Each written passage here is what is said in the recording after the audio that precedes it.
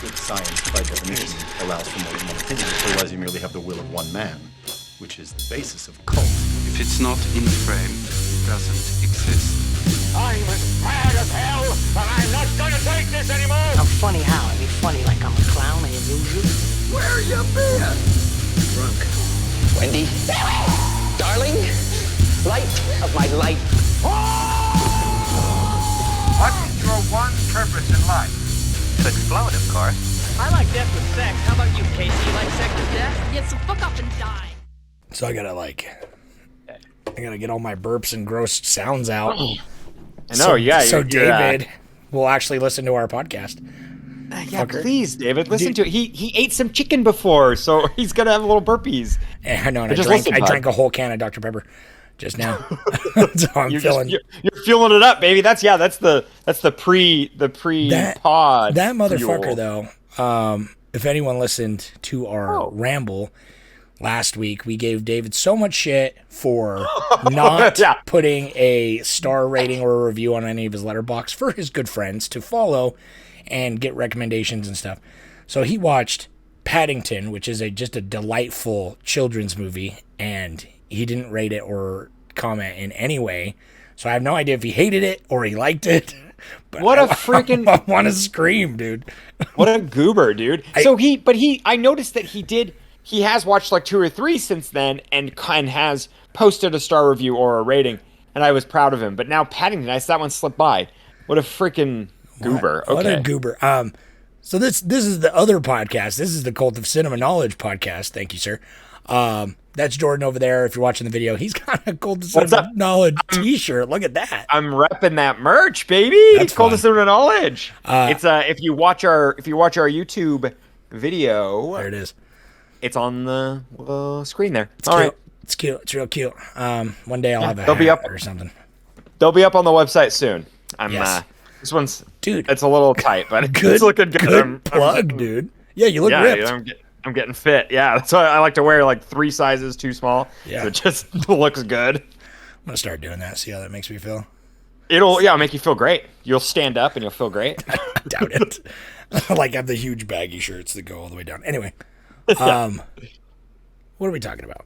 We're talking about. We're gonna talk another Terry Gilliam film here today, folks. That is another Terry Gilliam film. I'm sad because I was going to go watch the original because we're doing this is remake month. Well, if you go to Reddit, I posted the original. Oh, you did. The full movie's up there now. Delightful. Because it's only like a half an hour long or something, right? Yeah, you go and watch it. It's like 28 minutes, and it is fucking great. It's really haunting. I'm like impressed with it, but it's definitely like it's an experience. It's not like a great movie. Right. I remember seeing part of it, and it's basically a slideshow with voiceover. Right. But it's good. Like it's the sound design, it's basically like a radio show. You could watch it without the visuals, but the visual impact is huge. It's like they're really haunting photos. It's like looking at like World War II photos and to music. It's like a Ken Burns documentary, but super, super fucking artsy. So it's a 60s French movie. Like, what do you expect? Yeah. It's like Le French is always freaking, they're like, auteurs. You know what we're talking about. You clicked on the fucking title. We're talking about 12 Monkeys. Obviously, if you haven't gotten that already. And for those of you who don't know who Terry Gilliam is or what we're doing, 12 Monkeys is what we're talking about. And this is the second Terry Gilliam movie we watched? I always definitely think... the second for sure, because we watched Brazil, which kind of like his like predecessor to this. It's like, I mean, it's like his lens is very, very dystopian. I watched Time Bandits for Time Travel Month, but we did not do Time Bandits. But it wasn't. We should have. Back then, if we were doing bonus episodes, we should have done a bonus on Time Bandits, because it's awesome. Well, we should watch more of Terry Gilliam's, because now watching this one, I appreciate Brazil, and I appreciate both extensively, but I think I like Brazil a little bit more. But we're gonna get into the nitty gritty details. I'm gonna read you a little synopsis. This synopsis is not provided by yours truly. I did not have time. We're recording a little bit out of our norm. Our normal schedule. We're a little off because I'm going out of town. Yeah, well, you're gonna go have a little road trippy time with the fam, dude. It's gonna be fun. I'm a regular family man. Yeah, it's gonna be baller, man. You're gonna have a good time. You're gonna have a better time than James Cole did in 12 Monkeys. And if you want to sit right there, I'll read you the synopsis that's provided by Letterboxd. All right, lay it on me. In the year 2035, convict James Cole reluctantly volunteers to be sent back in time to discover the origins of a deadly virus that wiped out nearly all of Earth's population and forced the survivors into underground communities. But when Cole is mistakenly sent to 1990 instead of 1996, he's arrested and locked up in a mental hospital. There he meets psychiatrist Dr. Catherine Rayleigh and patient Jeffrey Goins, the son of a famous virus expert who may hold the key to the mysterious rogue group, the Army of the 12 Monkeys, thought to be responsible for unleashing the killer disease. Okay. That's pretty much it. But then it's so funny. If you read that, you would think like 1995, and you would think maybe Outbreak, or you would you would think something so serious. If you did not know Terry Gilliam, and this was like the first movie you stepped into, and if you looked at the movie poster, because let's just for a moment, can we talk about that movie poster? It's so like unbearably generic and boring. It's fine. But I like how dark it is, because it's cool that for it's the dark. floating head posters, essentially. You know? Yeah, but it's wild because it's kind of like one of, and not the first, but it's like the 90s. I was like, man, this is such a generic ass poster. So I went and I looked through a bunch of movie posters from the 90s, and it kind of does stand out. It kind of has that like that really like dark contrast, like you're saying. It's the boldness, because it's like the photo's like black and white. It definitely looks like a Tommy Hilfiger fucking advertisement, right. But then they got the red eye, which I always thought growing up looked like a cyborg guy, so I thought it was going to be about robots. And Same here. And then I was like, oh, that's like a little symbol on his eye. And that's just a placement. I don't know. They definitely went like ambiguous and vague with that movie poster. It's kind of, I don't know. I think to its detriment, but this movie did fantastic. It was a critically acclaimed film and a box office hit. So it's not like the poster was hurting it or anything. I just wanted to comment about that. That's fine. What were your thoughts? What was your first time watching this? What was it? I mean, walk me through that. Dude, I'm like, did we watch this together once? Or I don't really remember my first time. It might have been around the time I watched Brazil too, which was probably, I don't think we watched it together, but we probably watched it around the same time.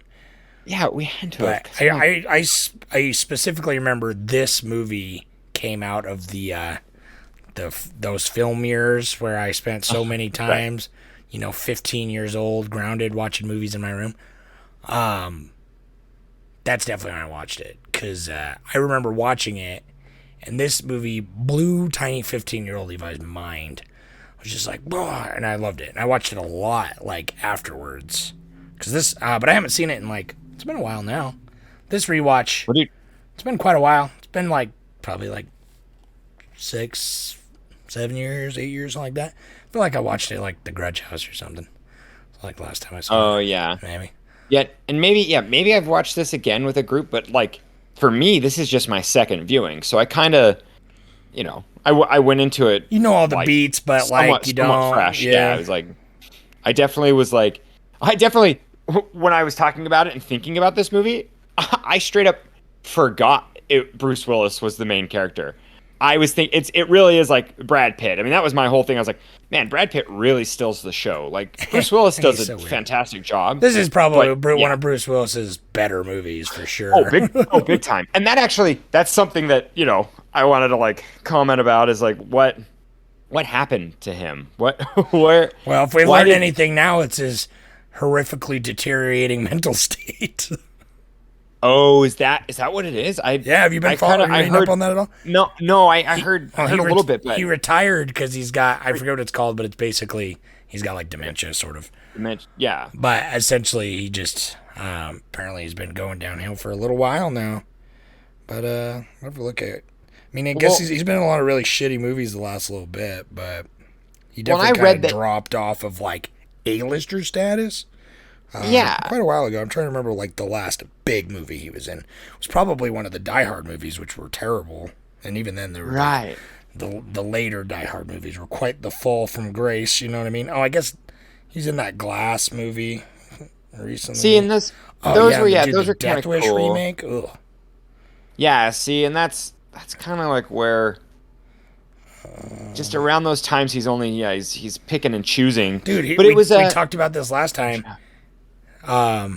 He was in the excellent sequel for Sin City. Yeah, no, right. He was in that sequel's one too, awful. huh? He's in the original Sin City, and he's really good. I know he's fantastic in that, and I guess that's kind of like him in Glass doesn't necessarily count. Or no. The wait, what? last big movie he was in that I'm looking at, 3 big movies for me, big-ish, was 10 years ago in 2012. Was Looper, Moonrise Kingdom, and then not for me, but Expendables 2. I mean, that was fairly large. But Looper and Moonrise Kingdom, those were the last 2 I remember that, like, those are big movies. You know what I mean? Looper was pretty big. Yeah, Looper's cool. And Looper's in his it's very similar to this setup. Like it's that time travel. Dude, I like good time travel movies. Well, it's fun. He did one. So he did this film, and then he did The Kid, which is another time travel. It's like he does a lot of those where he meets himself as a child. He did that with that, and he did it in Looper. So spoiler alert for all 3 of those movies for everybody out there in the world. One. And kind of a blanket spoiler alert for any movie ever. if you're watching this, these are not spoiler free. Like no, we're just gonna ramble about movies that we like, and obviously we're all over the fucking them. place. Yeah, we just like to run down. Hey, really? Yeah, it's such. Well, I heard that he likes to be in low budget movies because he knows that his name it'll attract. So if he likes a script and he likes a producer or a director, he'll be in their movie regardless of the quality. Oh yeah. So that's mad respect. He's big. You forget, like you kind of forget. Like I know I forget because I definitely when I think of Bruce Willis, I don't think of him as like, oh, he's this this good nuanced actor. Like no, he's the big action movie star guy.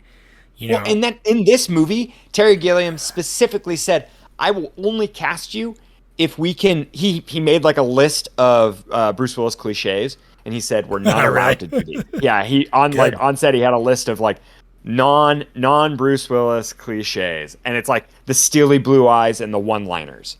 So you never got those. Like he's like those are your scapegoats. He's like, I want you to actually act in this, which I think is amazing. He does. Yeah. Bruce Willis is like. Watching it now, I think I like Bruce Willis more than when I first thought. Yeah. Like still Brad Pitt's character is cool, but he's kind of just one note. Well, and I'm kind of like, oh, yeah, he's fine. Terry Gilliam got a good performance out of all of them because it's like Bruce Willis is like, he's not unhinged. He's definitely like he's stressed, he's confused, he's like he's got the wide range of emotions where he's like, he's breaking down over the music and like. But then he's like drugged up, like he's all over the place in a good way, and I feel like with Brad Pitt, he's just like let him off the chain, like just do this, be like this, But I definitely appreciated it more this time around because I feel like the first time I saw it, like I don't know why I was totally blown away by the ending and the script was so tight and how everything comes together really well. It does, and it's. Sort of a twist, but it's not like a aha moment. It's like it's splatted out to you fairly over time. But in subsequent rewatches, I'm like, I don't know how I didn't catch it sooner. Because now from the very beginning, I'm like, oh, it's obvious that's him in the airport. Yeah, it's it's literally a time travel movie. Like it's definitely him. Right, right. But I think it's still even on this watch for me.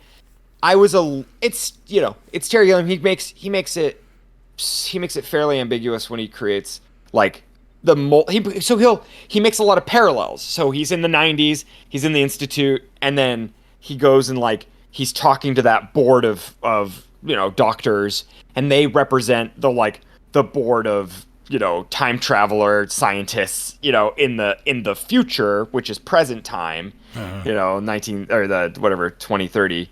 And so it's like interesting how he does those parallels, but then it also kind of confused me a little bit because I'm like, I think, did he want us to think like, oh, maybe there is no future and he actually is in just 1990, and he's, because they open the movie with like a quote from a schizophrenic. Yeah. And so it's kind of like, it's like, was that supposed to be like the play, or is it just kind of to be like, this is the overall theme of what I'm getting at, but it's like, it's clearly set, like, because I feel like he makes a lot of movies that they're grounded in reality, even though people are daydreamers or people are having like, they're very like, trauma you're not questioning the events that are happening. You know what I mean? Like, even, no, you're right. They're grounded as far as the story goes. You know what I mean? Even though if it's told in a certain weird way.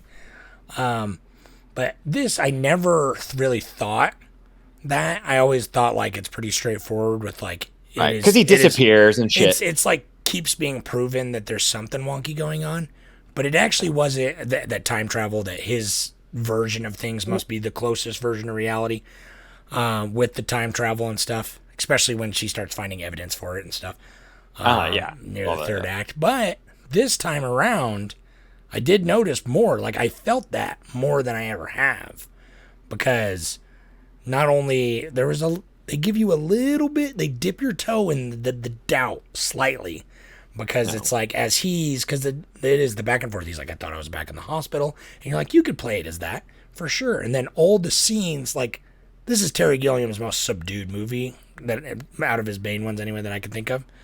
Like, it's pretty subtle. Well, I actually, in my notes, I thought that like, it's like one of his, it's like, if not his highest budget movie, one of his highest budget movies. Yeah. And it's cool because it's like, everything seems more real, because it's like, it probably was, there's probably more expensive stuff created. I don't know, like, and it just seemed there was more texture. There was more stuff in it. Like, every single scene of him in the future, / present, is like, it's like really full of shit. Like, even though it was gel cells like full of like stuff, and it's like, I know that Terry Gilliam does that a lot, but it just felt like more claustrophobic, more stuff this time. No, it does. Like, I mean, that's what we've talked about this in Brazil, that he's the fucking master of like set dressing and taking this world and like making it seem plausible with like basically discarded items. Like, it seems like the production designers are like, you have this to work with, make it work for a future. Like,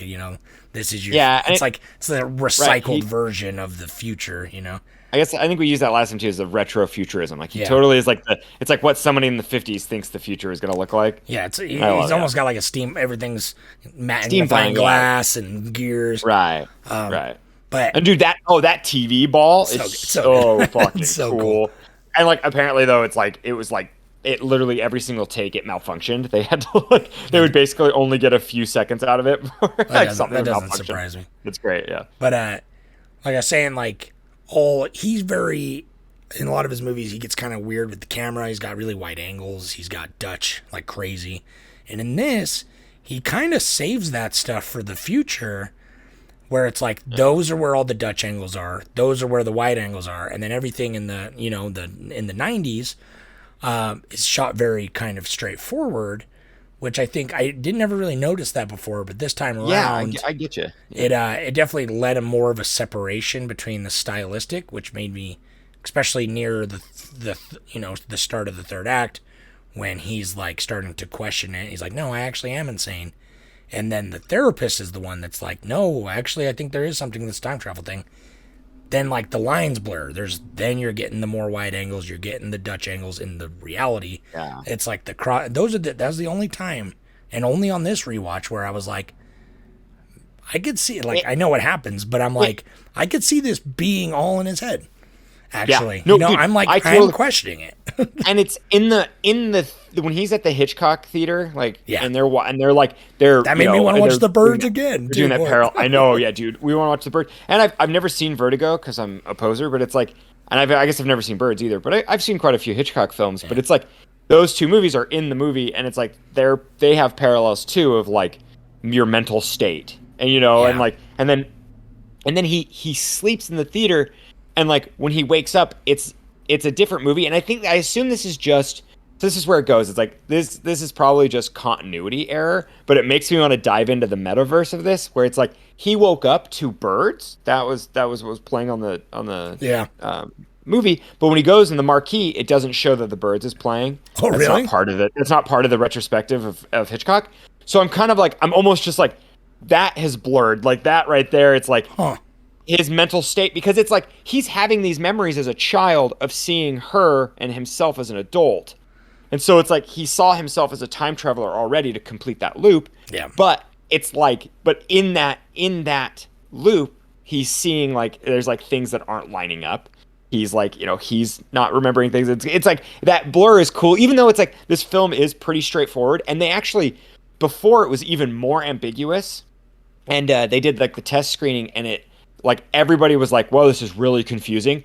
And they literally just they tweaked the ending a little bit. They just made it where it's like, him as a kid. It doesn't just end with them dying there. Like he goes to the parking lot and like that he's like, it's actually him and he's a child. You get the assistant who actually caused everything get on the plane. Right, and then the woman. That's right, and it's the woman who the scientist, the futuristic scientist who is an agent who came back. She's like, look at that briefcase, and they win. They essentially whatever.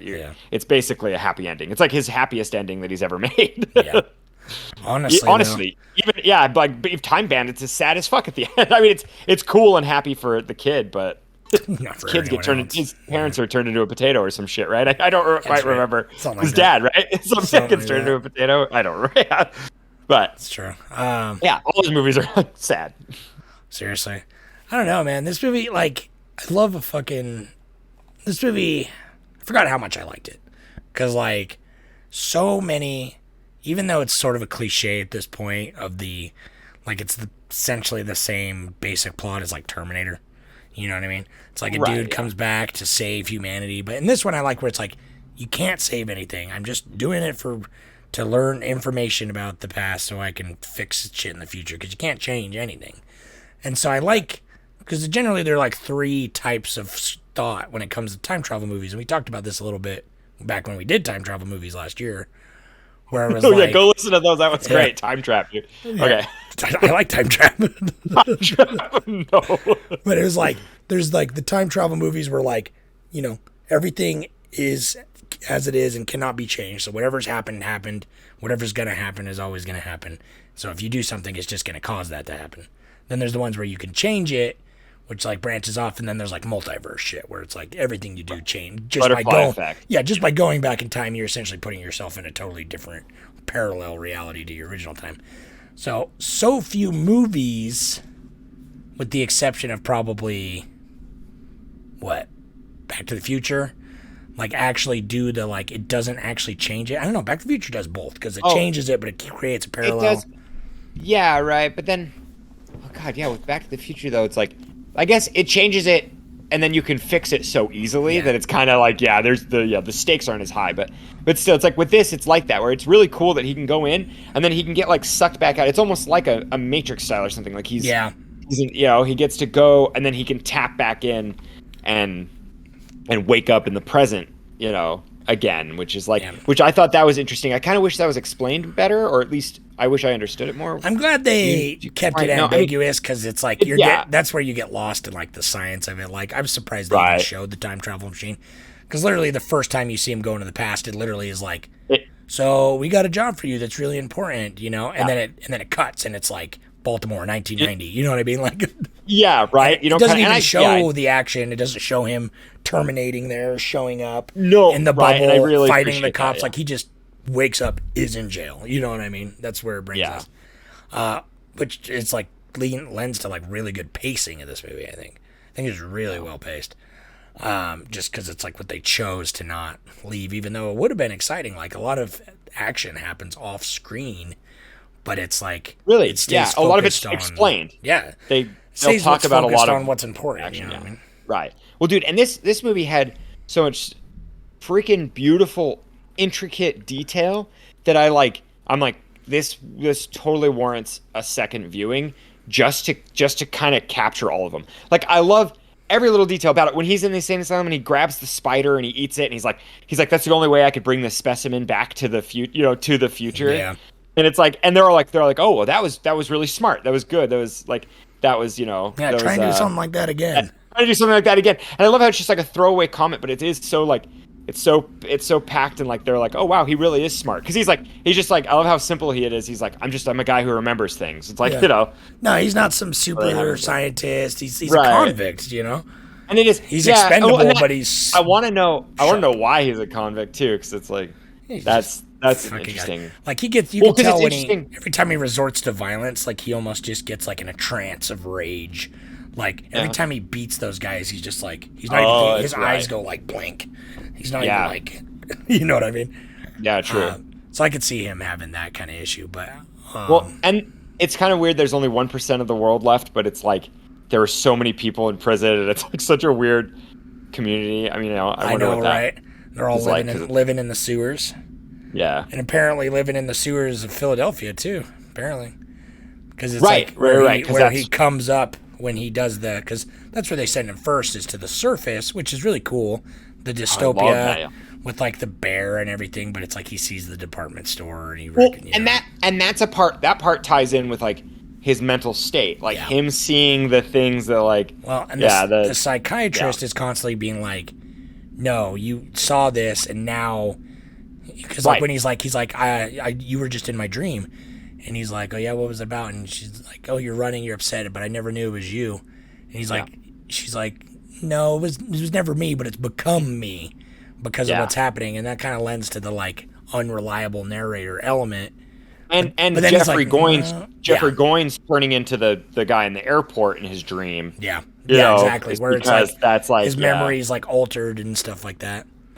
But at the end, you really only see his memory being those scenes, which are then played out pretty straightforward. Because it's like, this movie does have a lot of details that like you said, like I enjoy, but they're not like everything is just matters. There's no throwaway shit, and that's what I like. It's like I forgot about the part of him accidentally getting sent back to World War I.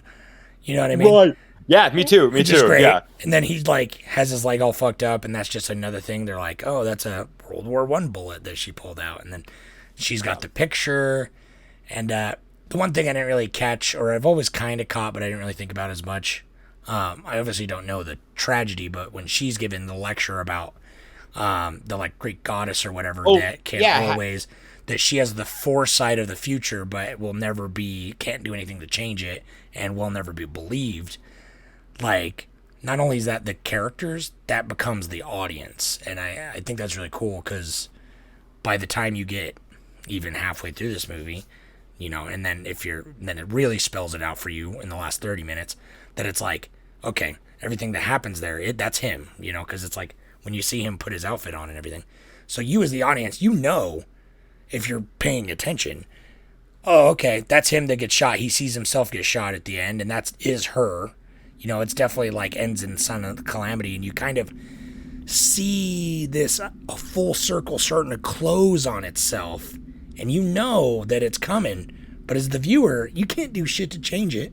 It's just like that this circuit is completing, and it's gonna come around, and you're like, part of you is like, no, I want them to succeed. I've been rooting for them, and then you just, as all the pieces start falling together, you're like, no, that's not this. Everything is gonna happen as it was always gonna happen, and it's just so tragic, because it's the army of the 12 monkeys is just a misunderstanding, and is actually nothing to do with the reason he's there.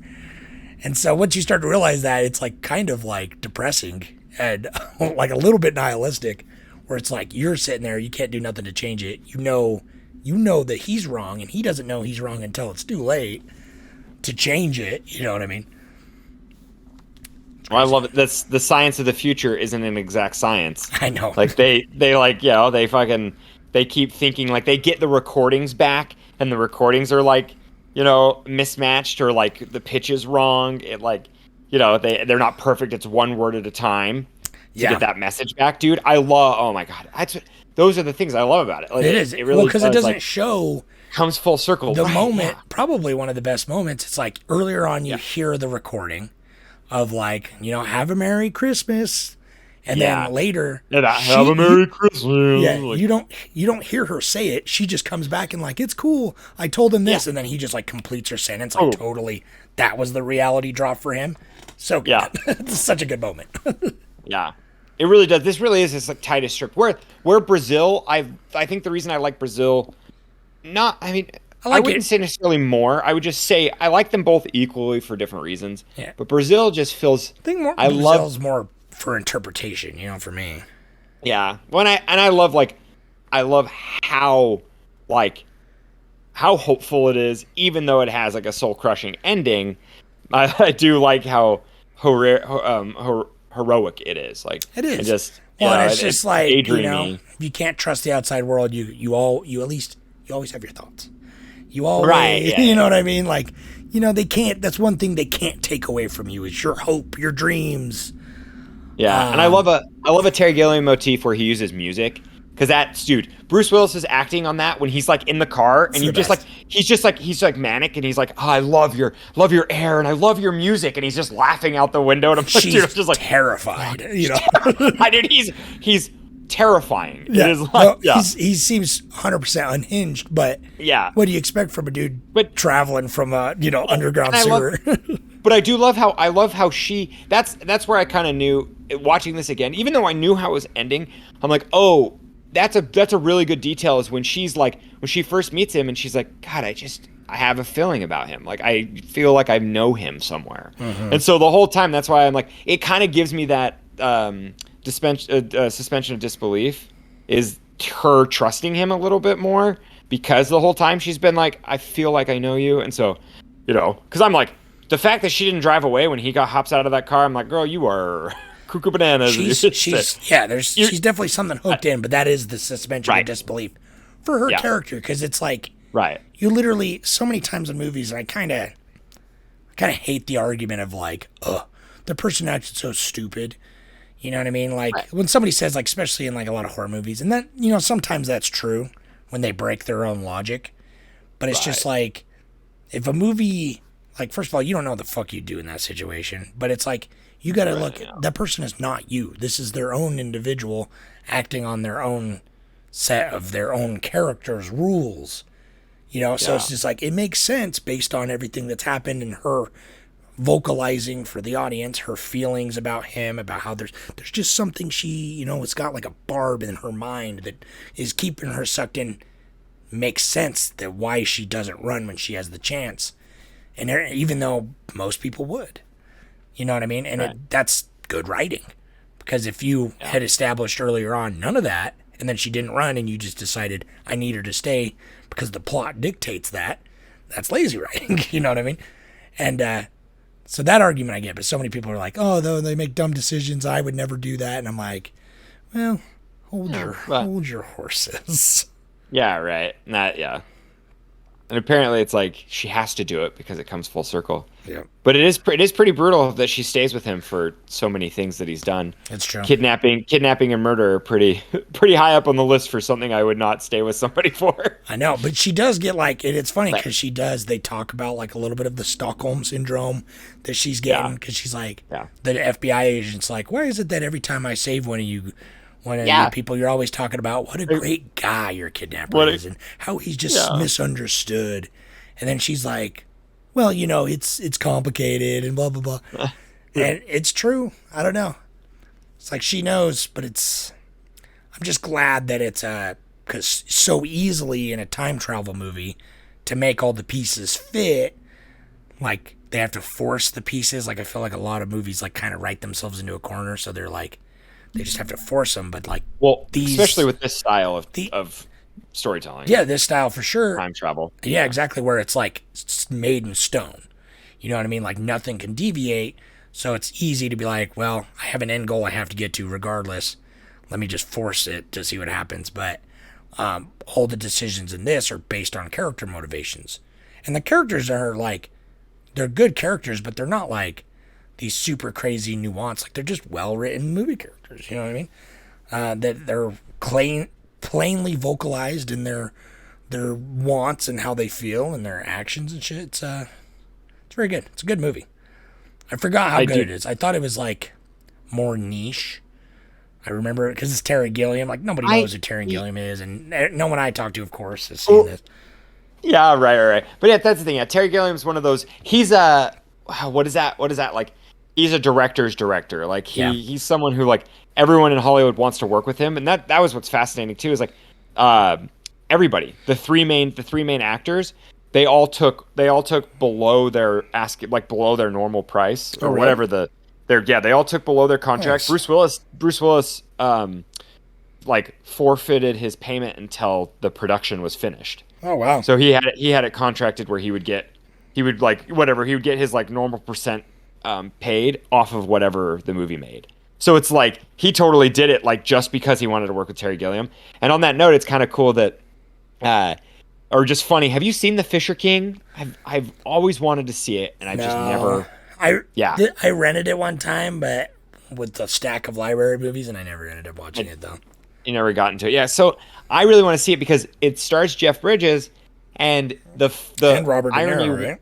Yeah, and the irony is that Terry Gilliam casted and wanted Bruce Willis as his first choice. Oh, really? Weird. But it was like it wasn't, it just didn't work, and so he did Jeff Bridges, and then vice versa. He wanted Jeff Bridges casted for this film, but ended up going with Bruce Willis. Interesting. I wonder what this movie would have been like with 90s Jeff Bridges. With 90s Jeff Bridges would have been weird. I don't know. I think he could have done it. I think he could have done it cool. He might have been kind of like pigeon-held into more of a I don't know, his intensity. I mean, I guess he could probably do his intensity really well. I just like, I feel like I don't picture him super intense. Yeah, what I don't picture him is, which Cole, or Bruce Willis' character in this, is volatile and dangerous.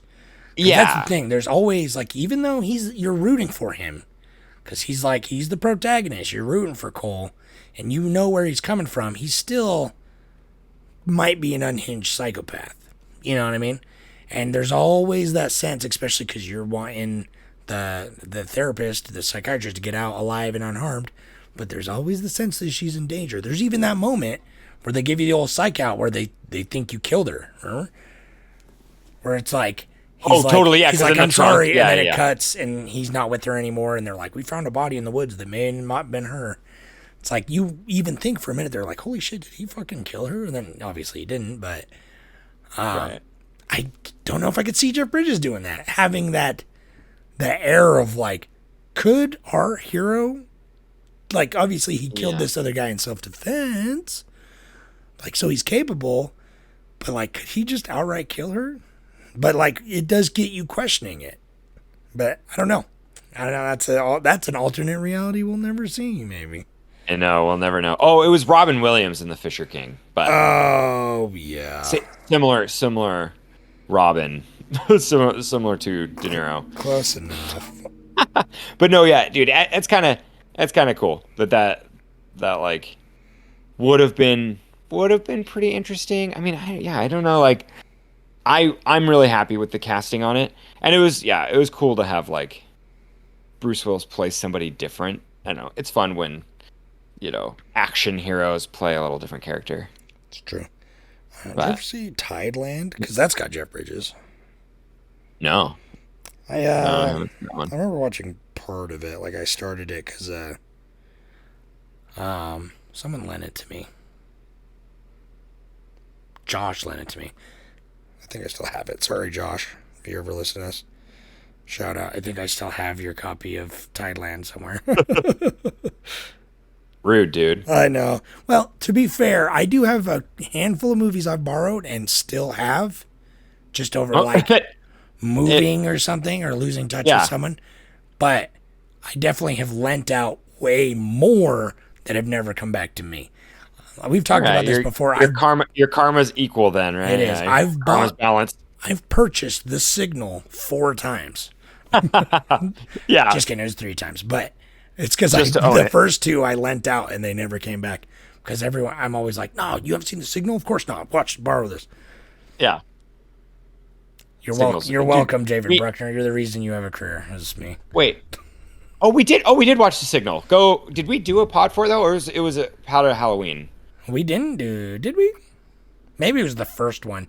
The first Horrortober, I think we did. No, we did. We did. I remember. I know for a fact we did. The first Horrortober we did. Yeah. I know. We watched it for a fact, but The one where we did the one where we did the live stream with all of us.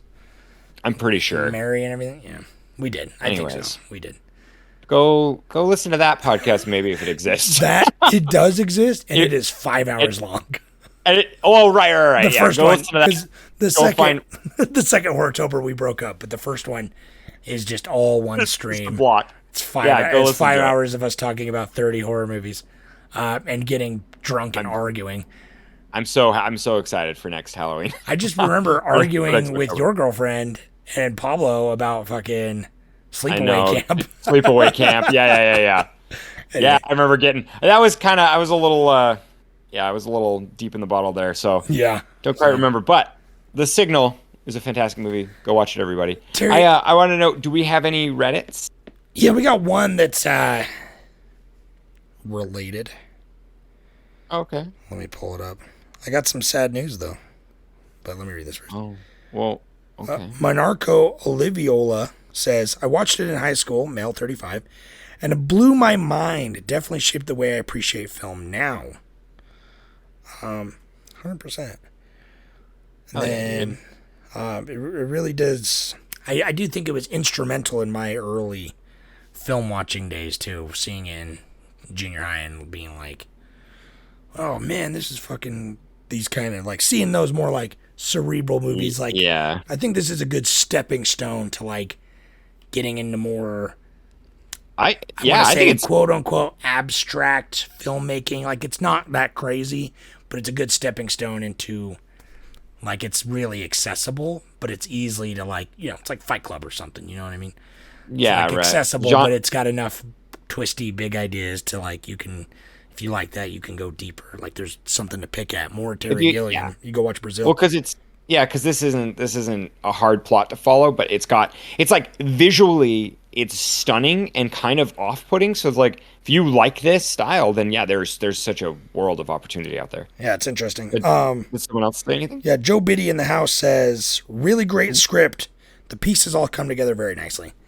And I do really think that the script is toit as fuck. And probably looking at his filmography of what I've seen, his most, because it has to be, again, it's like with the time travel, it's super well put together, and so the script is well put together really well, as also with good pacing. Like, it's a good fucking script.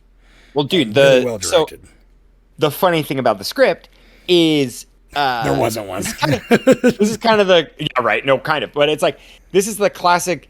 The director didn't watch the original. I don't know why that's such a thing. A lot of directors do it, but I think it's because they either take after they'll read the source material, like the book or the poem or whatever it is, the original.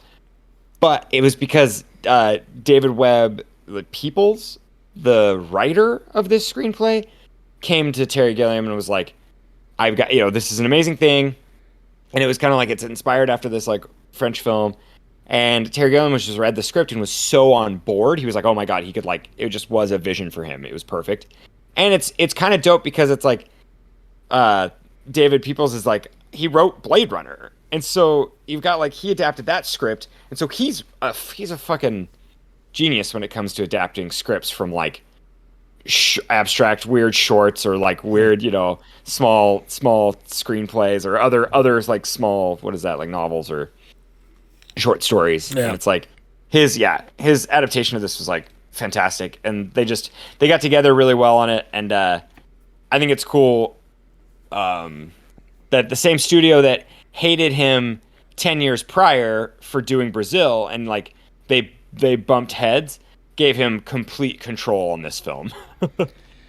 Weird. That's pretty cool. Yeah, it's because he made a lot of money with Fisher King. But yeah, you got a money. Is now a good time for Money Minute? I'm curious because that would be my question. It's like, how much money did they give him?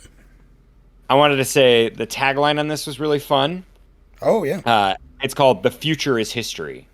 That's fun. That's fun. Yeah, that's cute. It's a good tagline when it like fits the story. It rolls. It's like kind of it's like almost a joke. It's like an oxymoron. It's like a play on the whole plot. Yeah, it's like and it's fucking 4 words long. That's good. Right. That's a good tagline. Well, it's like, and it's good because it's like the innuendo of like the world's ended, so it's great. Yeah. Yeah.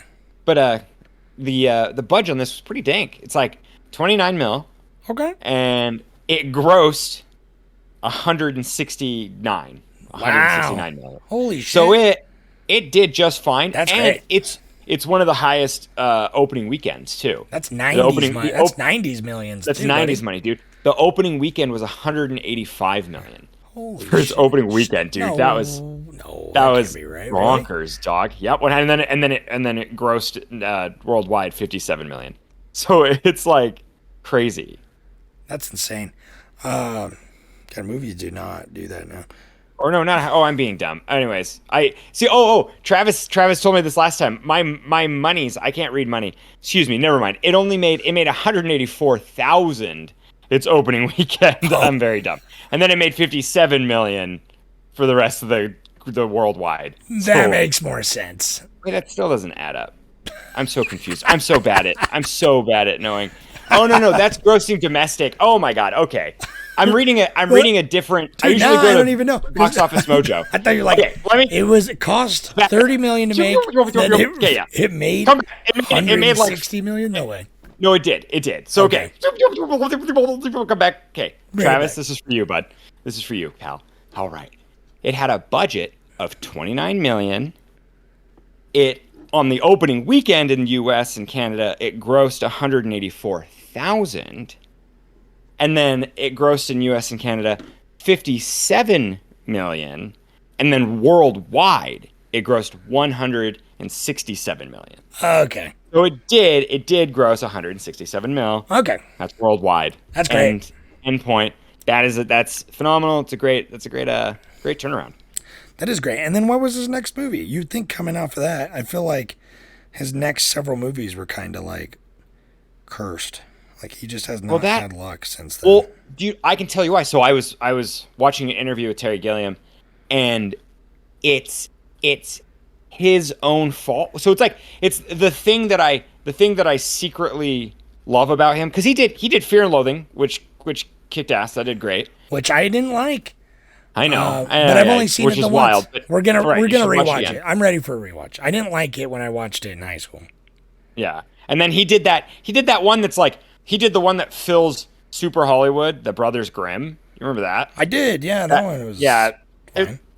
Kind of just felt fine. And then he did Tideland, and then The Imaginarium of Dr. Parnassus, and then he did some shorts, and then that was like a 4-year gap, and then he did the Zero Theorem. Well, I imagine the Imaginarium of Dr. Parnassus, I remember having some issues because that was the Heath Ledger died in the middle of filming. Yep.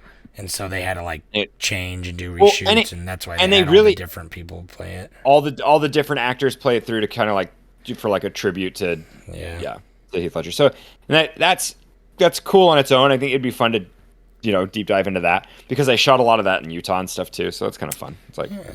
I do want to see his last couple of movies though. The Man Who Killed Don Quixote, because that one was cursed. And I haven't seen the Zero Theorem. I remember wanting to see Zero Theorem because it came out and it looked super weird, like his style, but like one of his weirder ones. And then it was like, this is coming off of Christoph Waltz winning 2 Oscars back to back. Yeah, right. And so I was like, fucking Christoph Waltz and Terry Gilliam, hell yeah. And then it's like it came and it went, and I never saw it.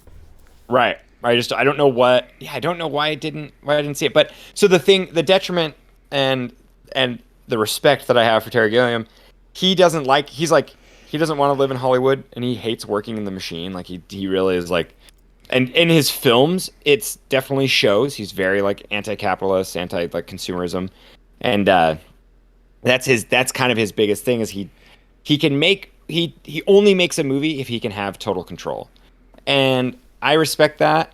But then it also then studios will come in and try to like tweak something, and he's not really a big fan of having like the screeners, having the audience, what's that called, wherever it's like, you have like a test audience, test screening and all that. Screening. Yeah, he's not a big fan of that because he finds that it'll get it can help because it really benefited with this film, 12 Monkeys.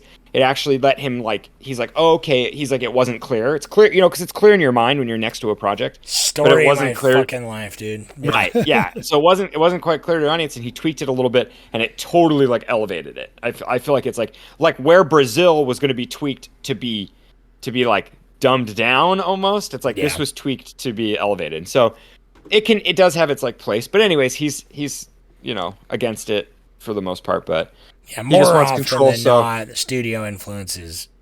Yeah. So usually a bad thing, but not always. Right. Well, I think it can become like a money focused thing, and that's the biggest. Well, it usually is, so. For sure. But at the end of the day, Right. a good product a lot of the time can also equal a good piece of art. You know what I mean? Right. It's like a Well, better exactly. understanding of art, a fuller picture of it. You know what I mean? It's like Yeah, there are but I think- definitely films out there where it's just like, if the studio would have got involved and did a little editing, maybe to trim it up, maybe it would have been paced a little bit better, whatever. Well, or just got if somebody else came in and kind of had a look at it. It's because it's this to say the studio, you just kind of give that corporate face where it doesn't mean anything, but it's if there's somebody that they respect in the studio and work with really well, then it can definitely be influential. So I don't know. Yeah, it's kind of that clash between giving them enough room to breathe, but then also kind of reining it back, depending on, especially for Terry Gilliam. He's a madman. So question then, what was your favorite part?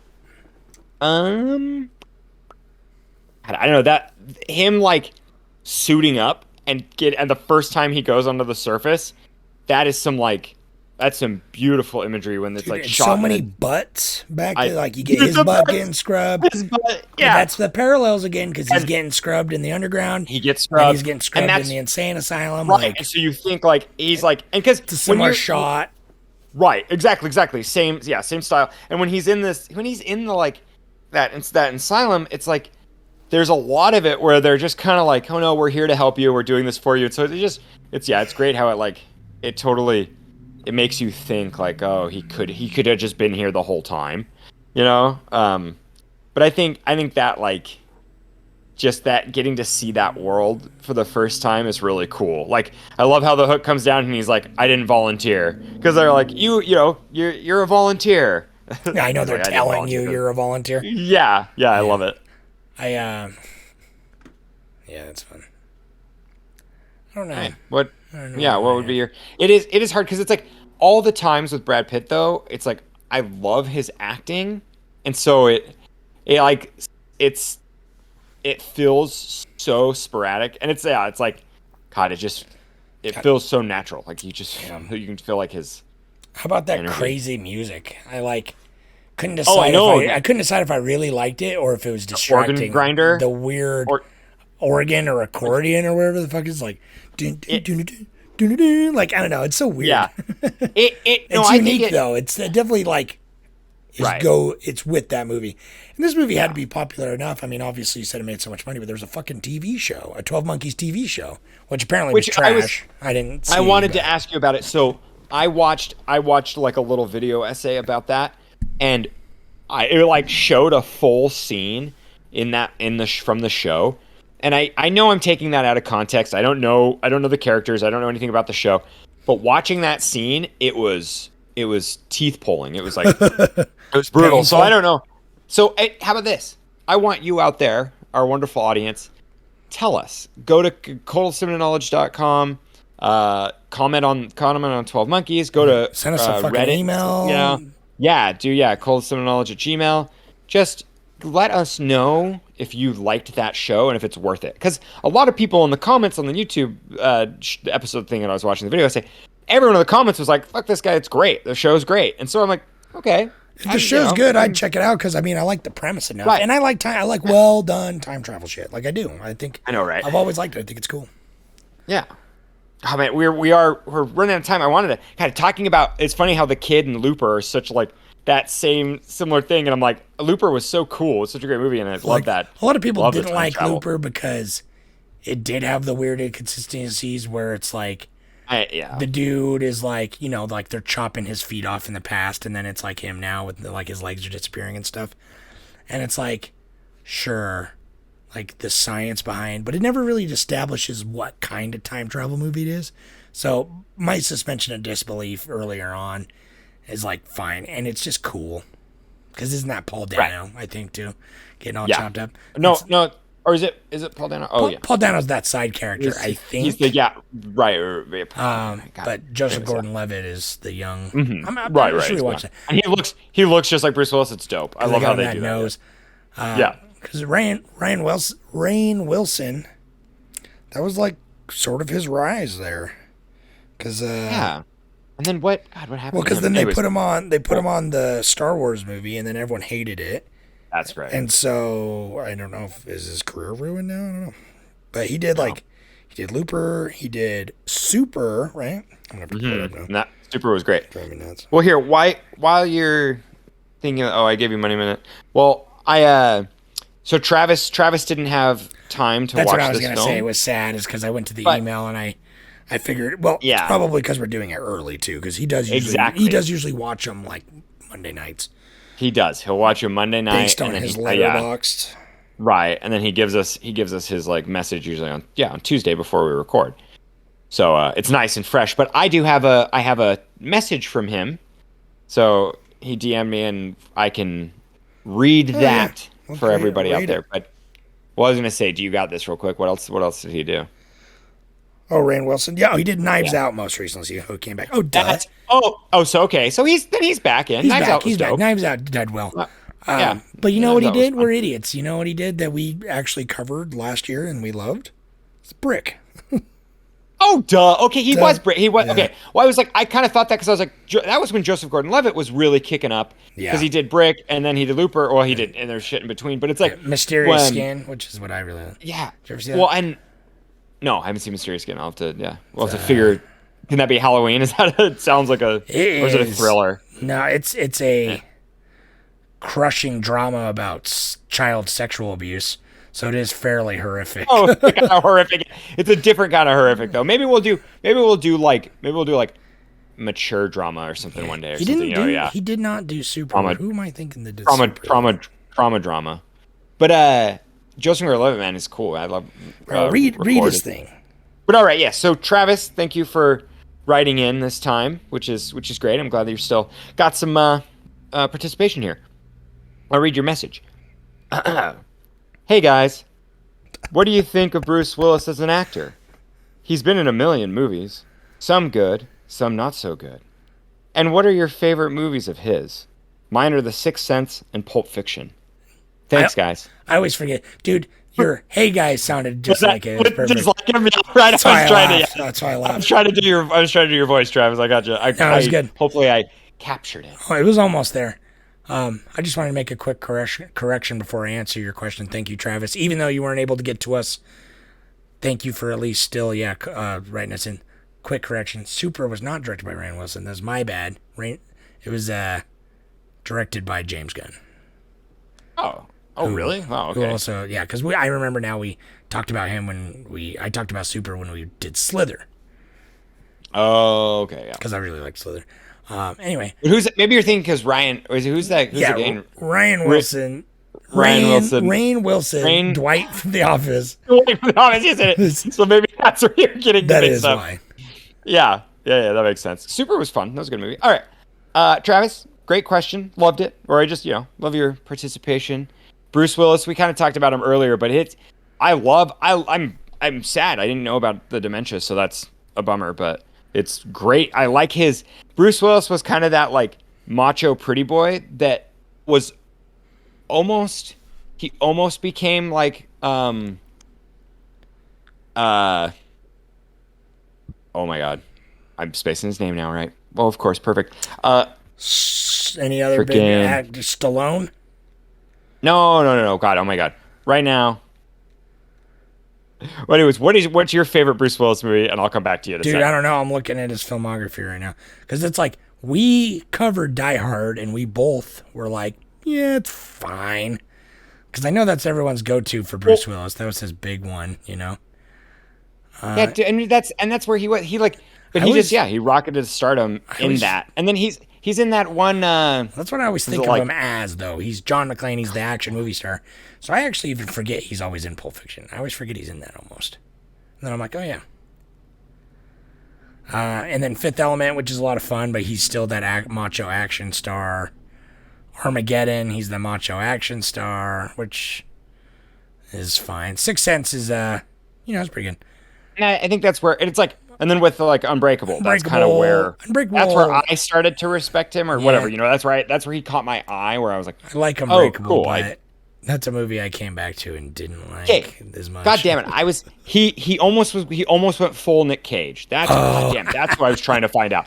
He was starting to go that route where he was just taking on any project because he liked it, but you could see like his spirit was really weak. Yeah, you definitely can.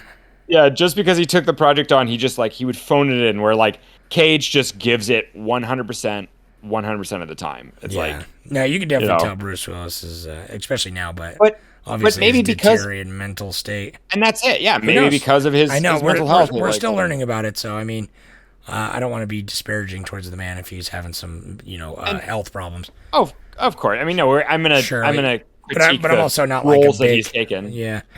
Yeah. I don't know. I honestly think so. 12 Monkeys and Pulp Fiction, but also I think that probably like it's his grizzled character, but it's his best grizzled character by fucking far, in my opinion. It's Sin City, Hardigan. Detective Hardigan in Sin City, because it's just so perfect for the noir genre, especially the heightened noir genre that Sin City is. The one-liners are just so fucking on point, and the ultra violence. Because that's where he becomes the caricature of the macho super, that super cop is what he is in that show. It's where he becomes that invincible character. It's it's definitely. But I don't know, think Cop Out probably though number one. It's Cop Out literally.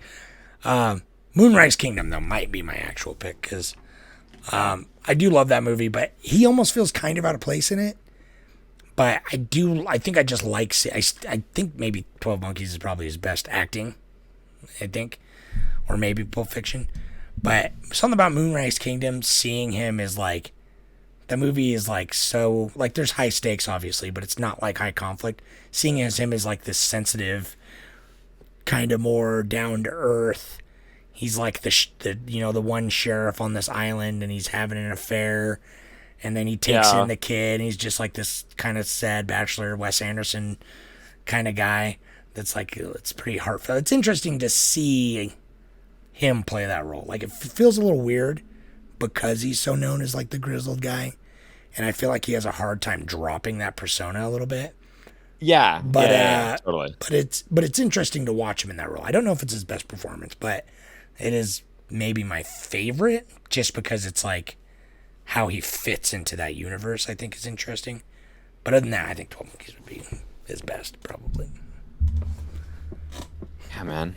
I totally Pulp Fiction's dope. Yours is actually Cop Out, though, right? Cop Out. It really, would be.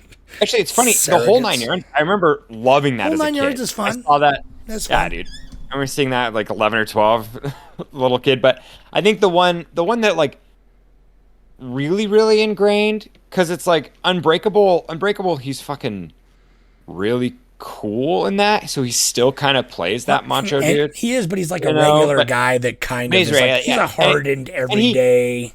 He's a good. He has range in that for sure, because he totally has to take on the responsibility of that and what that the trauma of all that attention. But God, The Sixth Sense is great. But yeah, dude, I don't know. I think if I had to go, my favorite cool Bruce Willis was The Fifth Element. Yeah. I really like that. I love just the world of that Fifth Element. But anyway, 12 Monkeys. Now watching it, maybe because it's fresh, I feel like it's better. I need to watch Fifth Element again. Because the Fifth Element, I remember it being kind of goofy, but Fifth Element did not stand up to me. I still think it's fun. No, but I loved it as a kid, and I watched it a lot as a 12-year-old boy. Yeah. And then I rewatched it a couple. Yeah, baby. Yeah, I've done some research with that movie too. Yeah.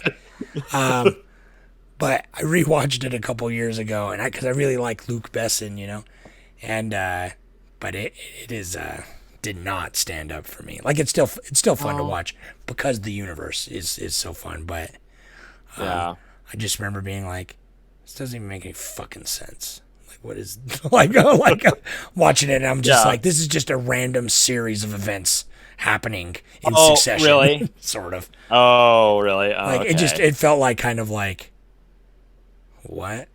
Okay. Dude, that's great. But I don't know. Best Maybe I need to go back. yeah. Maybe I need to go back No, again.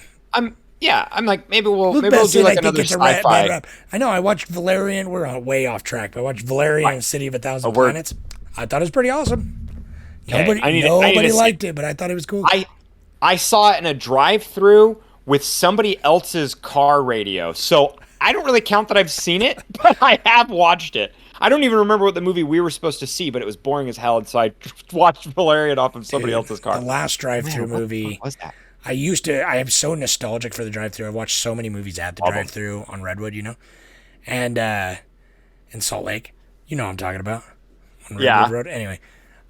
That's the best one, dude. That's where Victoria and I went on one of our first, or like beginning of our relationship. We went and saw some movies in the back of my truck. Pretty romantic. I accidentally watched Me, Myself, and Irene at the drive-in.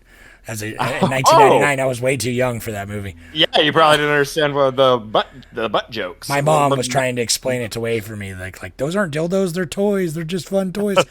They're swords. Yeah. But the last movie I saw at the drive-in was Dunkirk, and it was fucking terrible. And it was the worst. I can't think of a worse movie to see in the drive-in. I literally was like, I left the drive-in and I said, I regret every second of that, because it was Dunkirk, and then it was like The Purge 2. What? Yeah. What? Okay, usually the drive-in, sure that was it's like a fucking maestro who orchestrates the movies together. But that was some asshole who was just trying to shove two movies, like they're like, make them kiss now. It's like, those are terrible movies. Literally to have was. It next was to each other. okay. No, it was The Purge. I think it was The Purge 3. But anyway. Oh my good lord! I went and saw Dunkirk the next week in IMAX because I was like, I feel like I got fucking robbed in the streets.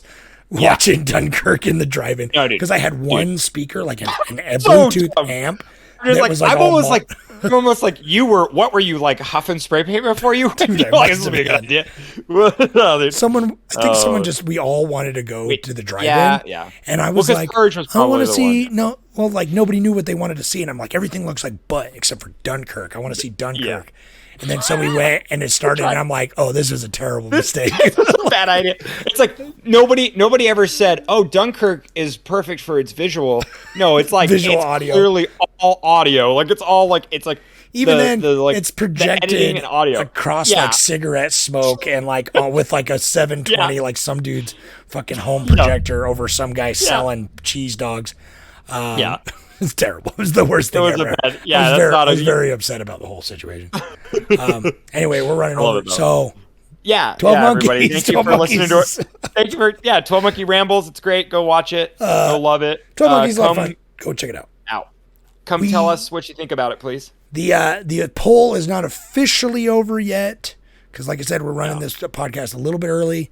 However, it looks like Jaws. We're projecting Jaws as the winner. Our prediction will definitely be most likely Jaws because it's got like a 15. It's got like 15 votes, and it's got a day left unless someone swoops in and just fucking spams the birds. But I really hope to actually do that though. If you guys go to, I love Jaws. Jaws is perfect, but we've never seen the birds. Yeah, exactly. All right, maybe I'll go on there and I'll spam it and I'll just say go vote. Yeah, you birds. just create like 8. Birds. Yeah, create 15 accounts and then. No, I'm not. I'm gonna just tell everyone to go vote for it. Yeah. And it's not too bad. It's only like, no, I guess it's like it's like 10 or 12 away. But anyways, okay, thank you guys. Probably Jaws. Maybe birds. You'll see. Thanks for listening. Do all the stuff. Go follow us. Our Patreon. Oh yeah, Kylie, Thomas. Thank you kindly. Landon, you're amazing. And Cindy and Gloria. We're glad to have you. And we want to have many more so we can keep bringing you this sick content.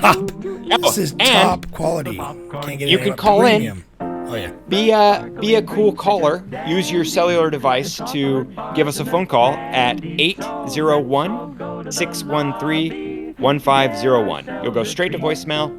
You'll be able to leave us to your tasty thoughts. All right, man. All right. Thanks for listening. See you next time. Bye.